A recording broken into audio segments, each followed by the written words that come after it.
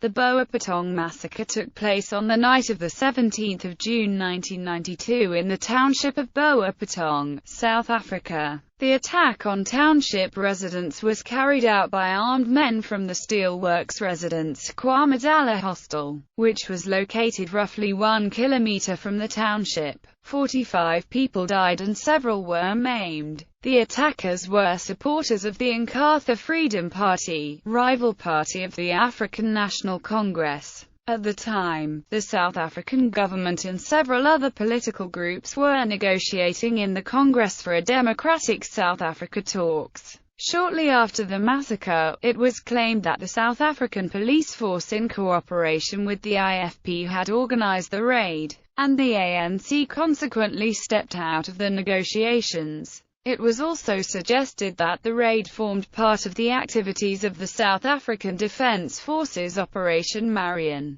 The ANC resumed negotiations shortly after the Bisha massacre of 7 September 1992. The massacre was mentioned in the United Nations Security Council Resolution 765 of 16 July 1992. A criminal trial held in 1993, which included testimony of 120 Boipatong residents, convicted IFP supporters of crimes in the massacre, but ruled that the police had played no part in it. The Truth and Reconciliation Commission concluded in 1998 that the police were in fact involved in the raid, but the TRC's Amnesty Committee found in 2000 that the police were not involved after all. Further controversy. In an interview with journalist Ryan Mallon in October 1998, Sergeant Gerhardus Pedro Pines, who claimed not to have been in Boipatong at the time of the massacre, admitted to being in Boipatong investigating a murder, driving a Casspir,